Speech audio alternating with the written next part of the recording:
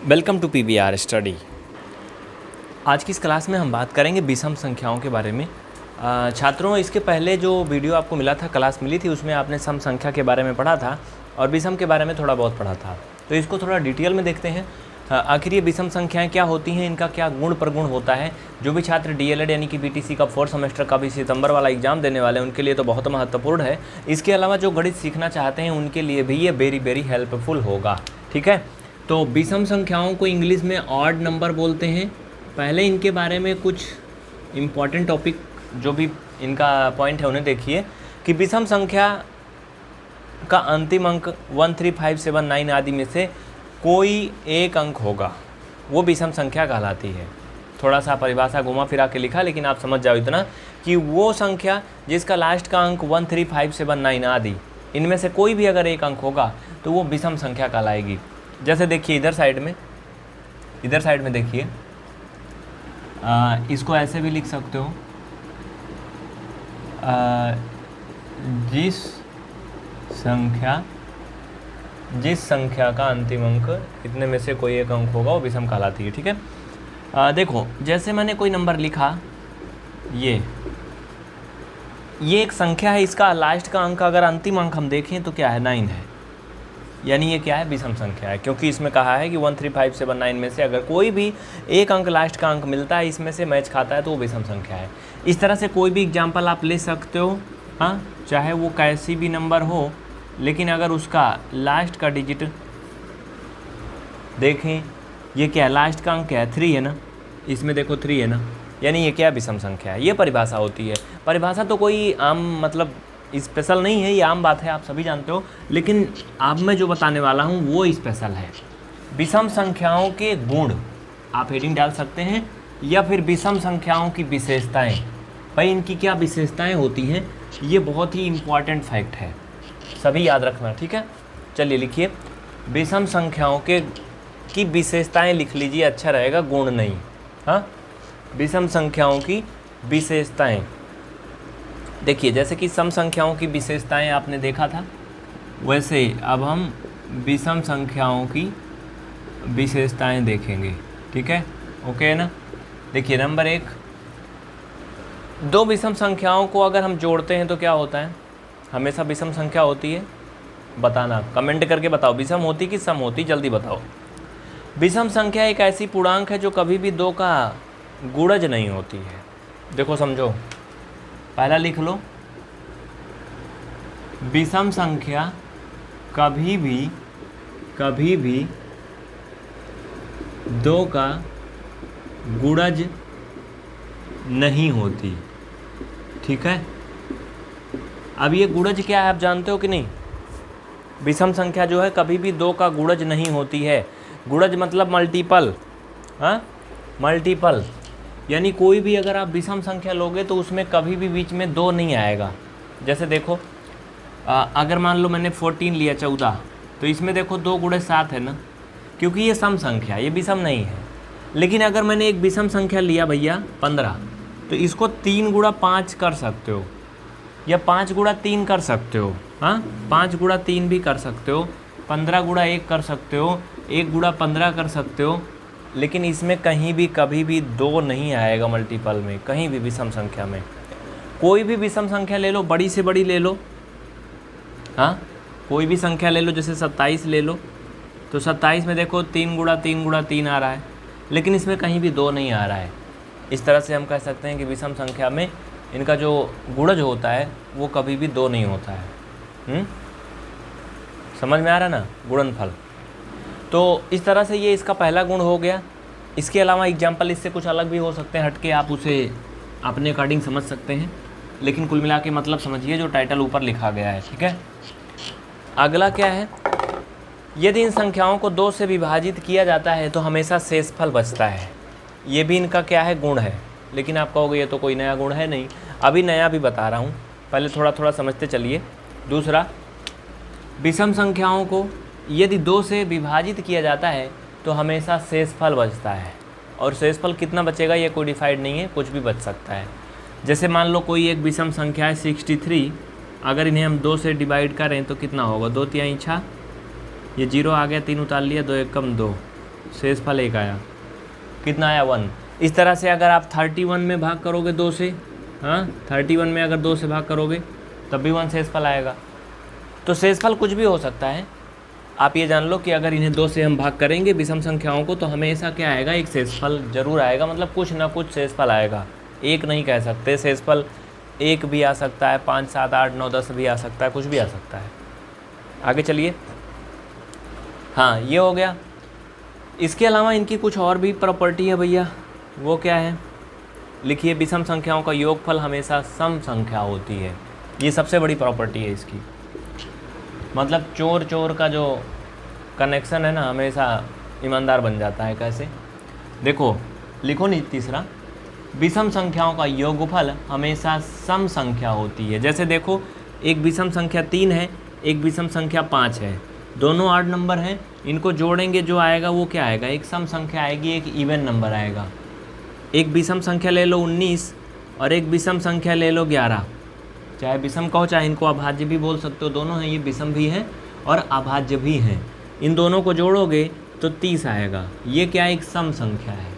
इस तरह से आप बहुत सारे एग्जाम्पल्स ले सकते हो। ये दोनों विषम संख्याएं हैं, लेकिन जोड़ने के बाद जो आ रहा है योगफल वो क्या, एक सम संख्या है। समझ में आ रहा है ना। यानी विषम संख्याओं का योगफल क्या होगा, हमेशा एक सम संख्या होती है। जैसे कोई भी एक नंबर ले लो, 121 धन यहाँ पे 19 ले लो, चलो कितना हो जाएगा भाई, 19 है कि 20 हो गया, 140 ना। 140 क्या है, एक सम संख्या है। यानी हम कह सकते हैं कि किन्हीं भी दो विषम संख्याओं का योगफल हमेशा एक सम संख्या होती है। ठीक है। अगर इस वीडियो को आप YouTube पर देख रहे हैं तो PVR स्टडी चैनल को सब्सक्राइब जरूर करें। ठीक है, अभी आगे भी पढ़ना है, जाना नहीं है कि बस हाँ बोल दिया तो भाग जाओ, नहीं, सब्सक्राइब कर लीजिए, पढ़ते रहिए, ये आपकी जिम्मेदारी है, याद रखिए। और हाँ, इस क्लास को लाइक करना ना भूलें, ये लाइक करना आपका परम कर्तव्य है। और कमेंट करके अपना नाम ज़रूर बताएं, हमें अच्छा लगता है कि आप पढ़ रहे हैं। हाँ, इसमें कोई चोरी वाली बात नहीं, कोई गंदा काम नहीं कर रहे हो, पढ़ाई लिखाई अच्छी बात है। चलो अगला क्या है, विषम संख्याओं का घटाव हमेशा एक सम संख्या होती है। ठीक है, ओके, लिखो विषम संख्याओं का घटाव मतलब ऐसे लिख लो, या फिर सब्सट्रैक्शन, हमेशा एक सम संख्या होती है। कैसे, आप बहुत सारे एग्जांपल्स खुद से भी ट्राई कर सकते हो। किन्हीं भी दो 8 नंबर को आपस में सब्ट्रैक्ट करो, किन्हीं भी दो विषम संख्याओं को आपस में घटाओ, घटाने के बाद आप देखोगे जो आएगा वो एक सम संख्या आएगी। जैसे मान लो 15 हो गया, 15 में से अगर हम 9 घटा लेते हैं, कितना आएगा भाई, 9 6 15 ना, 6 आएगा। 6 क्या है, एक सम संख्या है। अगर मान लो मैंने 131 लिया, ये क्या एक विषम संख्या है, इसमें से मैंने एक विषम संख्या 31 घटा दिया तो 100 आ गया। यानी दो विषम संख्याओं को आपस में घटाएंगे तो जो आएगा वो सम संख्या होगी। बहुत सारे एग्जांपल्स आप ले लो, अपने मन से भी घटा लो भैया। 201 है, इसमें से 49 घटा लो बाबू, सम संख्या आएगी कि ना आएगी, घटा के देख लो। आप समझो कि अगर 201 से हम 50 घटाते तो कितना आता, 151 आता, लेकिन 49 घटा दें तो कितना आएगा, 150 आएगा। क्यों, सही घटाया हूँ क्या मैं, मुझे तो लग रहा गलत है। हाँ, 49 घटाया ना, 152 आएगा ना। कैसे, देखो ऐसे भी देख लो, ये 11 में से 9 गया 2, ये कितना बचा है, 9 में से 4 गया 5, 152 आएगा ना। मतलब कि आएगा एक सम संख्या ही आएगी, लेकिन मुझे कुछ संकोच लग रहा था उस पर। तो यहाँ से ये सिद्ध होता है कि किन्हीं भी अगर दो विषम संख्याओं को आपस में सब्ट्रैक्ट करते हैं, घटाते हैं, तो एक सम संख्या आती है। कुछ लोग कहते हैं कि बहुत जल्दी जल्दी बोलते हैं। देखो भाई, ज़िंदगी बहुत फास्ट चल रही है आजकल, अगर आप भी जल्दी नहीं करेंगे ना तो बहुत पीछे रह जाएंगे। ज़माना बहुत आगे जा रहा है। अब लोग पैर से नहीं चलते हैं, हाँ, आप लोग कैसे चलते हैं पता है, हवा में चल रहे हैं आजकल। हाँ, हवा में उड़ रहे हैं। विषम संख्याओं का भाग एक विषम संख्या होती है, गुणन हमेशा एक विषम संख्या होता है। लिखो अगला, लिखो विषम संख्याओं का गुणनफल हमेशा एक विषम संख्या होती है। क्या होती है, एक विषम संख्या होती है। गुणनफल कैसे, जैसे मान लो एक विषम संख्या मैंने ले लिया 17 और एक विषम संख्या मैंने ले लिया 5, तो 17 × 5 = 85। भैया ये भी विषम संख्या थी, ये भी विषम थी, इनका गुणा करा तो जो आया वो भी एक विषम संख्या आई। ठीक है, इस तरह से कोई भी और भी नंबर ले लो। जैसे मान लो मैंने एक विषम संख्या ले लिया 33 और एक विषम संख्या 7 ले लिया, तो 7 त्रिक 21 हासिल 2, 7 त्रिक 21 2 23, 231 क्या है, एक विषम संख्या है। यानी यहाँ से ये भी सिद्ध हो रहा है कि जो विषम संख्याएं हैं उनका आपस में गुणा करने पर जो आएगा वो भी एक विषम संख्या होगी। ठीक है, समझ रहे हो ना। ये वीडियो नंबर 8 भी है, क्योंकि वीडियो नंबर 8 में स्टार्टिंग में पढ़ा था, जो पुराना बैच चला था, तो उसी को हम अपडेट कर रहे हैं एक अच्छे तरीके से, ढंग से। ये ठीक है। इस तरह से और भी एग्जाम्पल आप लोग कमेंट करके मुझे बताना कि कौन कौन सी ऐसी विषम संख्याएं हैं जिनको गुणा करने पे तुम विषम संख्या देख रहे हो। और हाँ, अगर कहीं ऐसी मिल जाए कि 2 विषम संख्या का गुणा करने पर कोई सम संख्या आ जा रही, तब ज़रूर बताना, फिर ये नियम ही फेल हो जाएगा। ठीक है, चलिए अगला लिखिए, अगला नियम लिखिए, भाग। 2 विषम संख्याओं का भाग, आप खुद ही बता दो क्या होता है। हाँ, जल्दी बताओ। 2 विषम संख्याओं का भाग करते हैं तो क्या होता है भाई? विषम होता है कि सम होता है?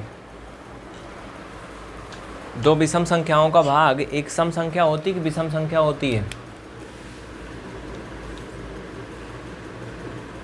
देखिए, किन्हीं भी 2 विषम संख्या को अगर आपस में भाग करते हैं, जैसे मान लो 17 हो गया और 17 को मान लो मैंने 5 से भाग किया, तो कितनी बार जाएगा भाई? 5 3 15 जाएगा ना।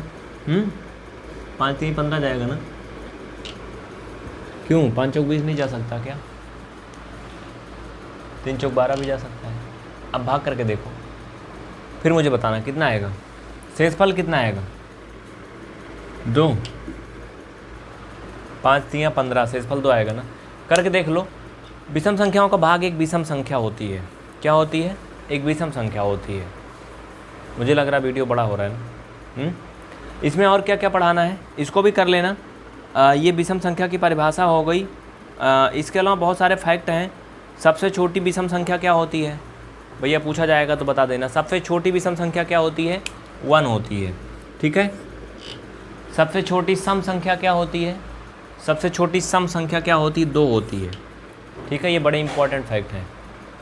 0 नहीं होती। 0 ना तो सम होती ना विषम होती है। सबसे छोटी भाज्य संख्या क्या होती है? भाज्य संख्या, कंपाउंड नंबर, ये 2 अभाज्य है। सबसे छोटी भाज्य संख्या 4 होती है। ठीक है, क्या होती है? 4 होती है। सबसे छोटी अभाज्य संख्या क्या होती है? अभाज्य संख्या 2 होती है। हाँ, एक ना तो भाज्य है ना अभाज्य है। ये ना भाज्य है ना अभाज्य है, ये विषम है बस। इसे आप विषम बोल सकते हो, लेकिन भाज्य अभाज्य नहीं बोल सकते हो।